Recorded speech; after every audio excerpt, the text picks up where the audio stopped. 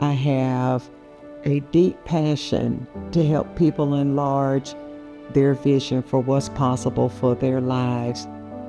I have the determination to fight for justice, to be an advocate for people. And I think that because of my mom and dad, I have a love for people who want more.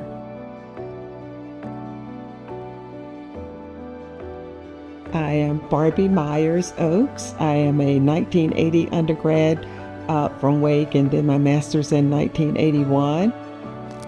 Barbee's a deacon through and through. I met Barbee as a brand new associate dean for diversity and faculty recruitment. Barbee had served as our inaugural chief diversity officer. The Intercultural Center, the LGBTQ+ Center, and the Women's Center.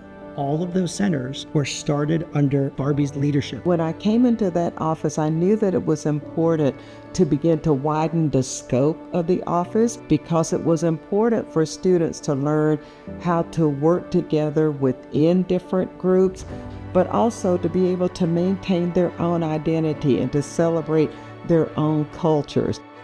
Dr. Oakes changed systems and disrupted the way things were set up so that students would thrive. And that really wasn't in a way that would create for more advantage for us.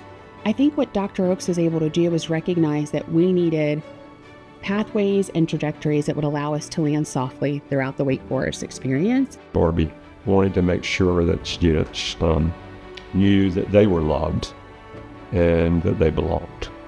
The work of belonging doesn't happen on the shoulders of one person. And so I think she was really an early trendsetter in helping our colleagues and our students and our leaders to understand that this is our calling as an institution. When you talk about the existence of this office, we help the campus ensure that if Wake Forest says it's about something, that it is about something for all Wake Foresters. That's what Wake Forest does. That's who we are. That's pro humanitate. After I served in that role at Wake for a number of years, the University of Nevada, Las Vegas reached out to me.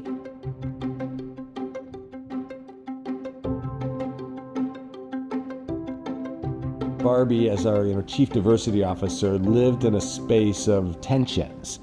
And what she was really good at is making people feel valued and heard and kind of bolstering them as human beings by her presence. She played a central role in helping nurture the rich diversity on our campus. And so I'd say, in a way, that she kind of brought that office to life. But I've heard stories where people were lined up to talk with her in her office. And I think students, faculty, staff, everybody knew that they could go speak with Barbee. So many students who sat outside of Dr. Oakes' office, tattered, torn, beat down, exhausted. But she always had this very cathartic sort of sensibility around, I'm listening, it's okay, and I'm going to help build you back up for what you need to go and do. She was the one person who was consistently a resource, a place of listening, a grounding place, a foundation throughout my 4-year experience here at Wake Forest. And I think this probably might be the best advice, quite frankly, from Dr. Oakes, which was, you don't have to play small in the room in order to make other people feel comfortable. Be you and be okay with that. And then more importantly, allow that to be your point of differentiation. The research has shown that anytime you bring a diverse group of people together, you can learn so much more. Even if I look like you, if I sound like you, my experience brings something very different. It matters for recruitment. It matters for student engagement. It matters for the social experience. It matters for everything that we do. Just look at the accomplishments of our alumni. There is no one that could make me believe that their voices did not enrich the classroom, did not enrich student organizations, didn't enrich the leadership structure. I just wish these offices and what we provide wasn't as distinctive as we are now, because it is becoming more and more challenging to find universities, public, private, northern, southern, that still provide these opportunities.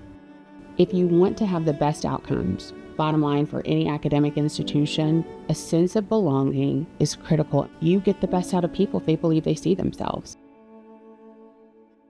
Barbee was an incredible role model of how to be a consistently positive force no matter what the circumstances were. There are hundreds of students who are grateful to Dr. Oakes. What she's done is she has put into the world stronger young adults, ready and empowered to lead.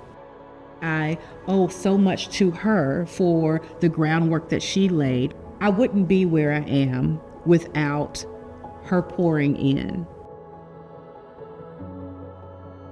I'm really just grateful for Dr. Oakes and what she did for me and what she's done for me so that I could be here today. I stand on your shoulders right now. We are because you are, and thank you. I love Wake Forest University. It changed the entire trajectory of my life. But my real history with Wake Forest started before I was born. My granddad helped clear the land to build the school when Wake Forest moved from Wake Forest, North Carolina to Winston-Salem.